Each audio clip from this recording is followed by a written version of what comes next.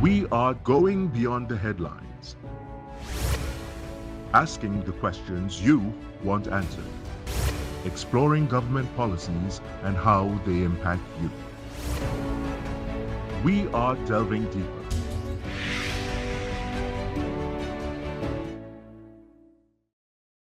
Good evening and welcome to Delving Deeper. I'm your host, Sonolala. Today we're going to be discussing the upcoming CARIFTA Games, which is set to take place next month right here in TNT. With us on set are Mr. Kairon Serrette, he's head of the partnership and alliances at SporTT, as well as Mrs. Lyndell Hoyte-Sanchez, head of the community sports unit. Good evening. Welcome to the show. Thanks, good evening. I understand it's your first time here on Delving Deeper, and it's a pleasure to have you all. Thanks. Thanks for having us. So, Mr. Serrette, I want to start with you in terms of the CARIFTA Games. It's just over a month to go with the CARIFTA Games, and the big question is TNT ready? As you may know, both sports will be competing on Easter weekend. We have the athletics and the aquatics. This is the first time in 40 years that the two sports will be held in Trinidad and Tobago, and the first time in 20 years since we've had the last athletic competition. So it's quite exciting. In terms of readiness, I would like to say that the sports have been doing a very good job in terms of getting together their athletes. So the aquatics would have recently had their trials. I know they have the different processes they go through before they're able to name the squad. The athletics, they would have their trials a little bit closer to the event. But up until that time, there are different events going on now. I'm not sure if you're watching. Keyshawn Walker has his Golden League where they're competing on grass. The entries will start their development meet soon. So everything is being done in preparation for the games. And based on what I see in the media and even talking to the administrators, I think it's coming along quite well.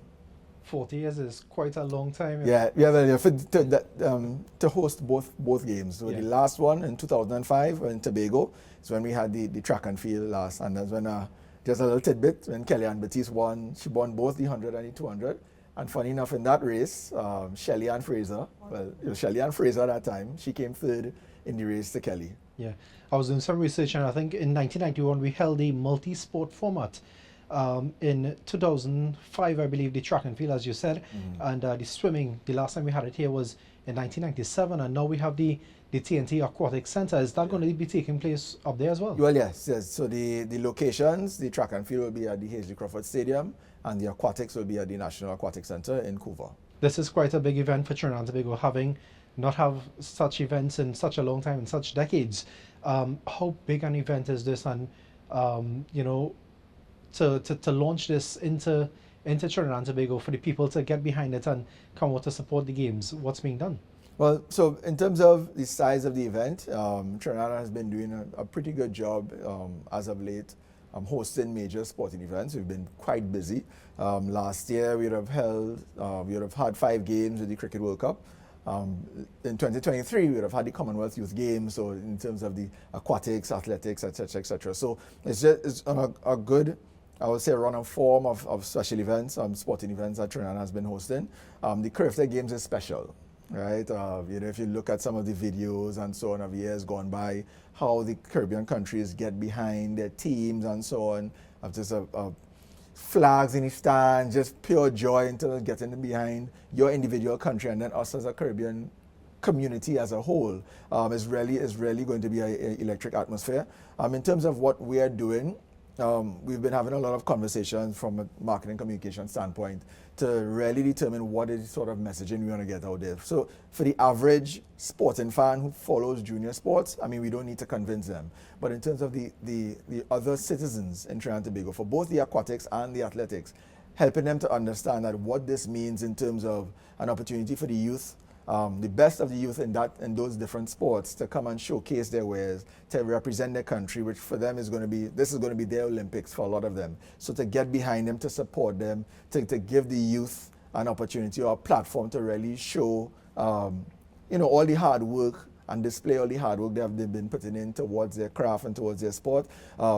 We want to get that message out so that people will say, okay, maybe I'm not sure about the sport, but because of all these other things, I'm gonna come and look at it. We're also looking at it as a means of inspiring, right? So we have the athletes who are part of the sport, but they're gonna have someone who I know from maybe some remote part of Trinidad who might get a chance to go and look at the swimming or look at the athletics and be inspired to now take it up. And that's what we want. We want more of our youth taking part in sports, taking up the sports, and then eventually going along the pathway to hopefully representing Trinidad. And if they don't quite reach that level, at least they would be on the path to healthy lifestyles, which is another thing that we part of our mantra. Right. I like what you said there in terms of this is almost like an Olympics for the Caribbean and the region. How did we get to this point? How did Trinidad and Tobago become the hosts for these games in 2025? Right. So for both sports, right, in the preceding years, what they'll have is Congress. They'll have a Congress where persons or countries, territories who are ambitious to host the games, they would submit their bid documents and so on, and then it will be voted on. I want to say in 2023 is when Trinidad and Tobago got the bid for the athletics, for both the athletics and the aquatics. So it would have been done more or less at the same forum. We would have submitted the bid. It would have gone. They would have looked at the different criteria. Of course, facilities will be one of them, and then Trinidad and Tobago. We are proud of the type of facilities that we have, and with the fact that it's now going to enabling us to have these high-level competitions. So I want to say it was in 2023 when we would have submitted the bid and would have become successful. A lot of work is being done on the Hazley Crawford Stadium in particular for these upcoming games. Have those upgrades been completed? Well, yeah. So we are doing some work on the track, right? As of today, we are about 60% complete. The materials are here, so they're going to start actually installing the track. But from all intents and purposes, talking to the contractors and so on, everything is on time and on stream for completion for the games. At the Aquatic Center, minimal work, some minor cosmetic stuff that has to happen, some little bits of equipment, but we held the Commonwealth Youth Games in 2023, so it's more or less a finished facility. The administrators and the technical officials are pretty happy. They will conduct their regular visits, and so far so good for both venues. I know the regrassing of the football field as well was taking place. Is that completed? Yeah, the regrassing of the field has been completed. In terms of how they did the project, they wanted to get that done first before the track. I want to say that is also completed, and now it's just for them to complete the track, both the training track and the actual track within the facility. Yeah. Is there a deadline date to have all this completed? Because we have athletes here as well, and I know they're supposed to have trials. Are the trials going to be taking place at those stadiums as well? Yeah. So as I mentioned, the aquatics trials, they already happened, so they're going to ratify those names in terms of naming the team. For the track and field, their trials, I don't have the exact date, but it will take place, I would say, around the second week of April, right? The second week of April. And then they will name the team and then go into camp right away for the games that will be on Easter weekend. For viewers who might not be familiar with the CARIFTA games, I understand you could correct me if I'm wrong, but I think it's a Caribbean Free Trade Association games. Right, yes. Tell us about how this came about. How long has it been in existence, and the magnitude of this event? Soon you're asking some very good questions. So in 1972 is when the whole idea of the CARIFTA games was birthed. It was two Trinidadians actually, Dr. Jesse Noel and Raul Raphael. Who came up with the concept. They weren't able to have it in 72 in Trinidad and Tobago, and I think it was held in Barbados. Austin Seeley, I mean, again, for those who are familiar with CARIFTA, they'll hear the name Austin Seeley. I think he has an award for the top athlete. He would have been instrumental in taking it to Barbados in 72. In 73, we had it in Trinidad and Tobago actually at the Queen's Park Oval. And I understand that on the Jamaican team in 1973, one Michael Holding was part of the 4x4 team, actually. So yeah, so it was way back then in terms of the history. So this year would be the 52nd edition because we didn't have it for COVID, at least for the track and field. Mrs. Hoyte-Sanchez, tell us about you are head of the community sports unit at SporTT. Tell us about this unit and its responsibility. The community sport unit is the unit that focuses more on development. Coming out of the community sport unit, was born out of a study trip that would have been done to Jamaica by the Minister of Sport, Ministry of Education, Track and Field Association, Secondary Schools Track and Field. They would have gone there to look at the program and what, with regards to why is Jamaica so successful. So they would have gone and observed what is happening over there, and they came back and decided they're going to set up this unit through the cabinet to develop our Sport in Schools program. So out of that study trial, we do have a Sport in Schools program that focuses on the development work of individuals within the primary and the secondary school. The program started more on track and field, so we do basic fundamentals, which are throwing, catching, and jumping, which are base sport for any sporting discipline. So that is more or less to develop athletes, to prepare them to perform at their school sports, and we kind of look at their progress from school sports, zonal games, district games, national games, and eventually getting themselves involved in national team selection and to participate in things like CARIFTA games. And as you know, we do have a lot of our top athletes that have passed through the CARIFTA games, people like J. Hugh Gordon, he with Jeremy Richards, they all passed through that CARIFTA game. So we are now looking at developing that pool for a wider base of individuals to be selected on national teams, especially for the track and field development. You talked about Jamaica, and Jamaica, everybody looks to Jamaica when it comes to sporting activities. Yes. And the amount of athletes and all over the games that they have produced over the years. Is there a specific partnership between Trinidad and Jamaica to possibly, as you talked about it, in terms of grooming our athletes and grooming the next generation of athletes? Well, we did make some collaboration with GC Foster College, is the physical education college in Jamaica. They would have done some training with our coaches here, both physically and virtually. That is going to continue in another phase later on. But we do have some collaboration with them, and we are working with Jamaica to develop our program. What are we doing to develop and find those young athletes in Trinidad and Tobago? Okay, so I'm glad that you asked that. So through part of what we do in our department, we have a sport in school. So in the community sport department, we have 4 units. We have sport in schools, we have community engagement, we have cricket, and then there's I Choose Sport. So they're all linked. Under the Sport in Schools program, we do have 30 athletic assistants, and they go to over 130 primary and secondary schools to deliver the fundamental skill, which is basic fundamental of running, throwing, and jumping. And once we have those skills developed, those individuals can now transition into any sporting discipline, because as you know, in football, you need to run, you need to throw, you need to jump at times. All right? Likewise, netball, basketball. So all sporting disciplines, you have to do those fundamental skills. So we are developing those fundamental skills with the individuals within the primary schools and the secondary schools. At the community level, we are working with clubs. So we would have done some building internal structures with the clubs, so helping the clubs to set themselves up, develop their internal structures. How they can access funding, how can they register with the legal affairs, how can they register with the Ministry of Sport so they can access funding. So coming out of that, once the clubs are now structured in a way that they can manage themselves, we now, coming out of the talent ID of the schools program, we now channel the children into the clubs. Also through our I Choose Sport program, where we have community engagements and school caravans. Out of the school caravans, we would have past national athletes, and they as ambassadors.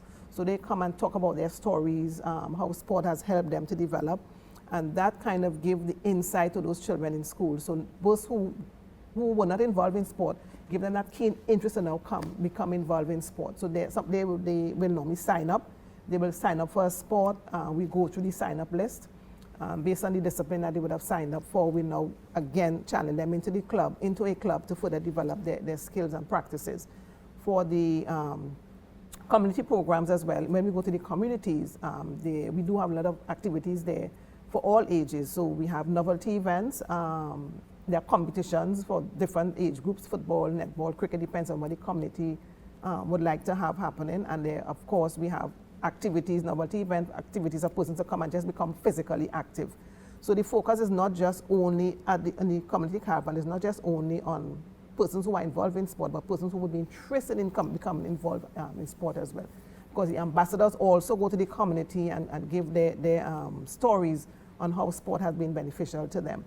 Part of our program as well is the cricket program. So we now have developed a cricket coaching program throughout Trinidad and Tobago. So at present, we are in 38 secondary schools, helping those secondary schools develop their cricketing arm. We are working with the cricket teams under 14, under 13 within those schools, and as well as those upcoming cricketers.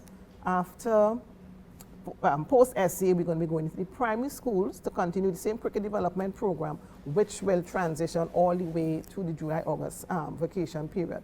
While we're having these programs in the community and as well in schools, we want to be able to make children become active, get them out of the house. You know, long ago, as Samuel Badge would say, when he was small, his mother will always tell him, come inside, because you're outside too long playing.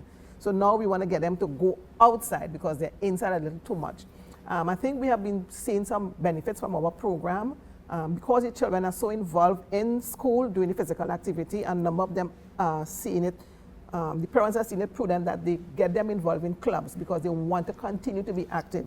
One particular club came to us and they wanted to recruit children because a lot of children from a particular school, because they were involved in the activities, came to join their club because they wanted to continue. So we're looking at that trend and we're trying to see how best we could follow and document and get some data with regards to the children performances and how they get into clubs and their progress from there going forward. So the programs that we do, as I said, is mainly development and charting a way forward for individuals to become active. And again, as we say, widening the pool for national team selection in all sports. You know, in many schools there are so much extracurricular activities, and do you think parents need to take that lead role to get their students involved in those extracurricular activities to be able to generate these next breed of athletes? The role of a parent is very important. Parents need to understand their child and what their abilities are. We have been meeting with Parent Teachers Associations to let them understand how beneficial sport is to their children. Because there is a link between sport and academic performances. And that's a study where we're going to be doing pretty soon with, in collaboration with a university. We want to be able to link academic performance and sport and see how persons involved in sport, how they excel in academics. Because even we look at all of our top athletes, they are all university graduates. So they were able to link and mesh their academic performance and their sporting discipline. So we want to be able to have parents understand that sport is not a distractor. It helps to enhance performances. It helps them to be creative thinkers. It helps them to be reasoning. So those skills that you learn on the field can transition into the classroom, and it helps you to develop your academic ability along the way. So parents' involvement is crucial, and we will continue to work with parents to get their children involved in physical activity and sport. How well did Trinidad and Tobago do at the 2024 CARIFTA Games? We came third on the medal table. Yeah. Right. If, again, 27 medals, I believe. It was 27 medals. Oh. I know there are a lot of persons who follow the track and field. They weren't completely happy with what we did. And I think it's important just to understand some of the challenges that the sport face. But I think that this year, the administrators and even the coaches, right, have been doing a good job in terms of overcoming those hurdles, right, understanding if there's different changes in coaching technique and so on, so that we could expand that pool and hopefully we anticipate a much better performance this year. Even though we didn't do as well on the medal table overall, I think we really did have some standout performances. One of which being, the relays against Lyndell. I'll encourage you to watch some of the videos from last year. The relay, the 4x1 relay under 20 boys, where Trinidad and Tobago defeated Jamaica, and that is something that has not happened in some years, and looking at the crowd and so on. So we've had these moments, right? But I think generally everyone in fraternity wants it to be more consistent and just wants the level to raise, and fingers crossed that after the 2025 edition we'll be on, if not on top of the medal table, very close to Jamaica, because the truth is they do very well annually. Mr. Serrette, how are our athletes preparing, and do you think they're ready for the CARIFTA Games in next month? Well, yeah, as I mentioned, they are preparing. The Aquatic Association, as I mentioned, they would have recently had their trials.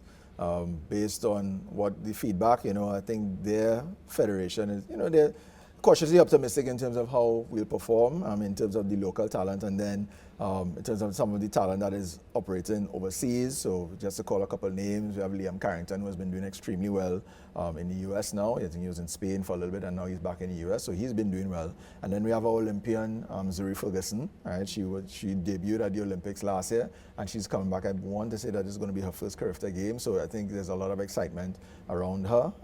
In terms of the different age groups, I think you mentioned 13 to 14 girls, 11 to 12 boys. There's a lot of depth within those age groups. So generally, on the aquatic side, I think they're looking forward to it, right? And then who knows what happens on home soil? You have the crowd behind you that will help encourage good performances. From the athletic side, if we follow some of the performances from last year, those athletes who were under 17, moving up to under 20, we had a lot of good performances. Again, to call a couple names like Chinapu. Kadeem Chinapu, he would have won the 200 under 17 last year, so he's moving up in under 20. Dylan Woodruff, who would have been the anchor leg for that 4x1 race I was telling you about, he seems to be preparing well. He's out in IMG. Some of the younger athletes, Kaya Hysons, Tobias, they're all coming along pretty well. Some of them are competing in the Golden League meet on grass. There are a couple young ones as well. In the javelin in particular, there's a young man by the name of Tanan Nehemiah. I think he's like 14 or 15 years old, but he's already attained 47 meters in the javelin for under 17. So some young talent that seems to be coming up. So again, I'm excited, right? I'm excited to see what happens when it's time for the trials, and then when we go now to compete at the games in Easter. Do we have representation for athletes in all formats of the game? When you say format, in terms of all the different events, disciplines, that is a good question. I think we'll have to wait to see. I mean, usually we don't have a lot of participation in sports like pole vault. That's not really very popular in Trinidad. I can't remember the last time we've had a pole vault athlete, but I know the federation in particular has been looking at that.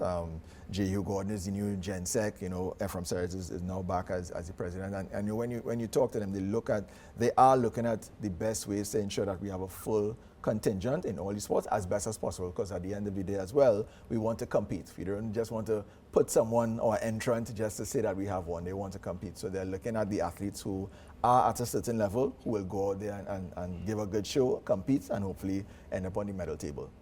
These games, without these games and spectators, it's nothing. And how is, for the spectators, what's being done to ensure that, to market it to the spectators, and in terms of the safety aspect as well? Start with the marketing. We're going to be rolling out an extensive marketing communications campaign. We spoke earlier about the messaging in terms of why CARIFTA is important and so on. Really seeking to get the country behind it, understand the importance of it from both a national perspective and then the youth, so that they could come out. It is a junior game, so we will be working with the Ministry of Education. Granted, it's going to be in the Easter holidays, to see how best we could collaborate and get the students to come out during the holidays. We have some camps going on. So we will be looking at all of the different groups, all the different stakeholders, and then the general public to ensure that they come out to the stadium.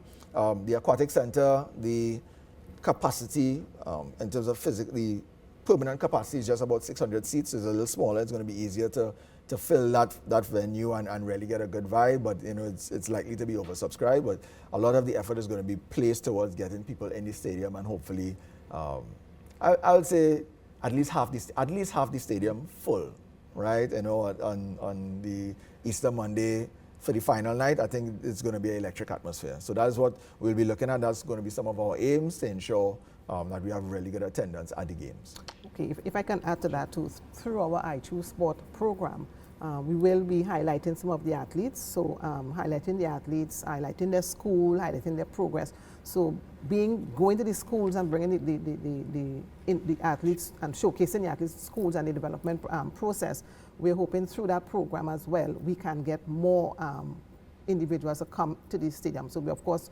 through that interview with the selected athletes, we obviously talk about their community. So we want to get that community coming forward to help to support the athlete as well. So we're going to use I Choose Sport to do some promotion and highlight of athletes, past athletes, future athletes, and of course the selected athletes for the CARIFTA Games.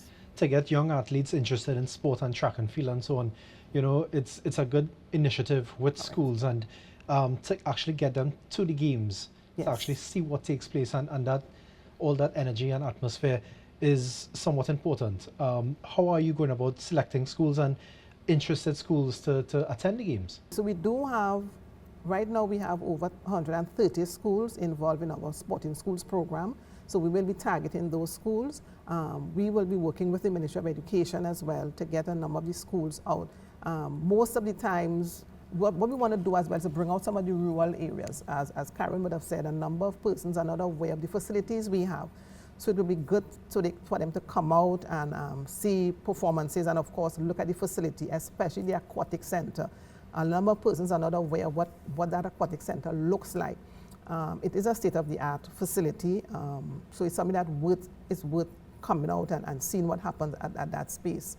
So the idea to get these students out through the Ministry of Education, they will do their outreach programs with their schools, have conversation with them, organize various consent forms and hopefully organize some transportation so that individuals can come out. We know it's going to be the vacation period, so obviously parents will have to become involved, so that will help to fill the stadium because you know parents will not allow their children to come on their own in most cases. So we're banking on those school children and those parents to come and fill these spaces. Mr. Serrette, in terms of tourism, you know, around Carnival time we always see all these hotels booked out. And this CARIFTA Games, it's going to be held just about a month after Carnival.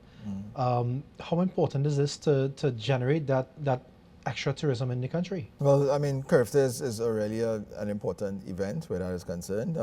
In terms of just general athletes now, for the Commonwealth Youth Games, we would have had just about 900 athletes and 400 odd officials. For CARIFTA, it's going to be more or less the same. We have on average about 600 to 650 athletes for the track and field and a similar amount for the aquatics. What is also unique about CARIFTA is that the parents come, right? You'll have the parents, you'll have the extended family come in. They have some countries like Bahamas who take it very seriously. They charter planes and so on to come down to go to whatever is the destination. So we do expect an influx of visitors. And then too, in terms of just anecdotally chatting with persons involved in different sports, anytime there are events in Trinidad, a lot of the Caribbean islands like to come here. They enjoy what we offer in terms of the nightlife and so on. So when you mix all of that together in terms of sport, excitement, Caribbean camaraderie and Trinidadian, the vibe, we expect a lot of persons coming to the shores and making a positive impact in terms of our whole tourism figures. Yeah. Mrs. Hoyte-Sanchez, in terms of, you know, we talk about athletes and, you know, generating the next, the athletes of the future, but over the past 10 years or so, over the past 5 years even, how many athletes have we generated? And do you think there's room for improvement to even, I know the schools program would assist in that regard, but is there room for improvement? I think there's always room for improvement. We know even within the last 5 years, there would have been a little downturn with the pandemic for 2 years. So of course we had to start all over again. I think the process is going quite nicely with regards to the start over and where we are. Obviously with development takes time. So of course the fruit of what we're doing now might not be seen until maybe 5, 6, 7, 8 years. But the process has begun and we're going quite smoothly. And of course we will see improvement, if not some immediate improvements. Of course we're going to see improvements within the next year or the next 2 or 3 years. Tell me about some of the benefits of hosting such an event, Mr. Serrette. We talk about the economic benefits. You asked about tourism and the influx of visitors. If I'm to look at from a national level, it's an opportunity to unify the country once done well and we get the messaging out. And from a sport development standpoint, it's important to have high-level competition for your different sports, right? So it's almost like this is what the athletes would have been training for in terms of their development pathway. It's going to allow them to test their mettle. I mean, CARIFTA Games is arguably, well, more than arguably, it is undoubtedly the #1 junior track and field tournament in the world, right? Better than World Juniors, better than European European Juniors, CARIFTA Games, because of the kind of talent that is on show here. So for us to have that on our shores, it's going to be it should be an excellent catalyst for future development. And again, as I said earlier, an opportunity for the athletes to really come out, show the country what they've been doing, and compete and make us proud. So sporting-wise, it's benefit, economic-wise, benefit, and then in terms of nation building and bringing the country together, it all ticks all those boxes in terms of importance.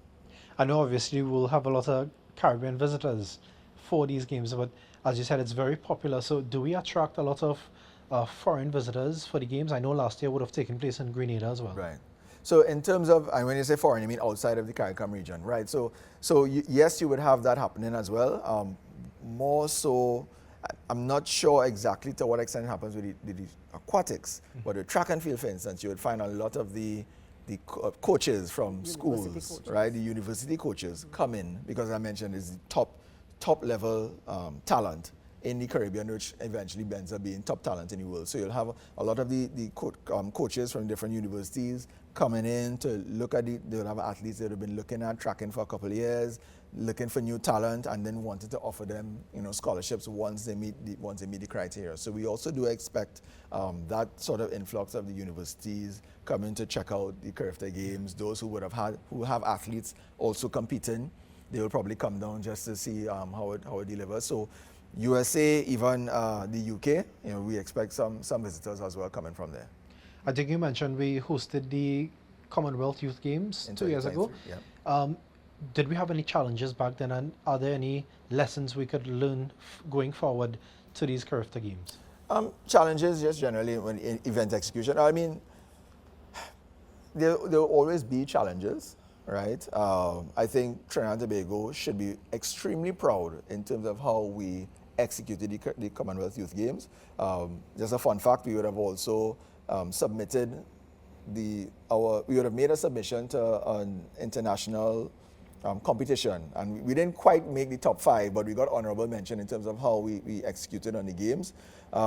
We had a lot of logistics, 5 venues, the transport, we between Trinidad and Tobago, so it had a lot of logistics in terms of dealing with the ferry and so on. So for the complexity that games presented, and for it to come out more or less without a hitch, I think that's something that we as a country need to be proud of. Everyone who was involved, all the different sports, the volunteers, we should be all collectively proud of how we executed that. Yes, definitely we would have had lessons learned from there, a lot of the same principles that were involved in the different sports for both aquatics and athletics are also involved in the game, so they will be bringing those lessons to bear and ensuring that we don't repeat any mistakes that we would have in 2023 and 2025. I always like to mention the sister isle in any conversation. I know none of the games are being hosted in Tobago, but is there a hope in the future to possibly have some of these games in Tobago? Well, in 2005, I mean, the games were held there, and this is going to be held there, and there's nothing preventing us from having, if not the CARIFTA Games track and field. We could definitely have the CARIFTA Games track and field back in Tobago, but there are other facilities that are being built up in Tobago that have been hosting different level events. For instance, the new facility, beach volleyball facility that's had FIVB beach volleyball events and so on. So there are events happening in Tobago, and there's a lot of close conversation between Trinidad, Tobago, and then the different sports to see what could be done to bring more events there so that we could have this increased activity. Yeah. I know we would have talked about lessons learned from the Commonwealth Youth Games, but challenges in terms of these CARIFTA Games, did we have any challenges, and how did we overcome them? Well, in terms of any lead up to now, there are no challenges to speak about really. Everything has been going along in terms of the planning. We formed a local organizing committee that is comprised of the sport company, Ministry of Sport, and the individual sports, and all of the other state agencies that will have some or bring something to bear with regards to the execution of the game. So when I say other state agencies, I mean like police, fire, PTSC is likely to be the transport provider that we use to do the mass transit. Just recently, customs, immigration for the Airports Authority, Ministry of Works. Just recently, we had a conversation with the Bureau of Standards because they're also part of the whole setup. So we've been liaising across the board with all of the government agencies, the different sports, understanding where they are in terms of their individual implementation committees, because these sports will be the ones responsible for a lot of the technical side of it. Sport company and Ministry of Sport in the government, we look at more the bigger picture, but the sports will look at the technical side, making sure that they have all the technical officials, the timing systems, etc., etc. In terms of the facilities, that's where sport company comes in, so we work closely with them on that as well. And I would say things have been moving along pretty smoothly. Minor hiccups, but we've been moving along. And for many of the spectators who don't want to be glued to their TVs and want to actually go to the event, how do they get tickets and become part of the event? Right, so we're currently finalizing in terms of the ticket, the ticket delivery system. I know there are some conversations with the track and field and swimming in terms of how they want to do that. But what I rest assured, once that has been finalized, we will be informing the public so that they will know how to access tickets, even when we get to that point as well on our social media channels and so on. So we will be putting out the information. All right, your final thoughts? I'm happy we've had this opportunity to talk about the games, and what I will say is I would encourage the public to do some research. If you have any questions, please feel free to reach out to, if not the individual sport company or the Ministry of Sport. It is really going to be a special games, and it's really something that I would encourage Trinidad and Tobago to get behind. Both the aquatics and the athletics. Come and see high quality competition. It's really and truly going to be the stars of the future. Mrs. Hoyte-Sanchez, your final thoughts? Okay, so I just wanted to encourage the population to come out, and as Kairon said, to come and support these young athletes. I mean, they're going to be in competition. It's going to be meaningful competition. It's most of the time, of course, the CARIFTA games is the stepping stone to the other level of performance. So I just want to encourage the population to come out and support, especially these young ones. They always get their motivation from their supporters. So I'm encouraging Trinidad and Tobago, come to the stadium, come to the National Aquatic Center and support our young athletes.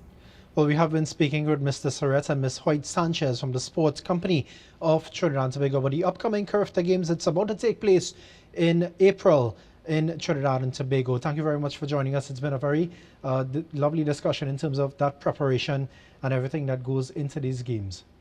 Thanks for having us. Join us at the same time next week for another episode of Delving Deeper. I am Sonolala. On behalf of the entire crew, have a great night.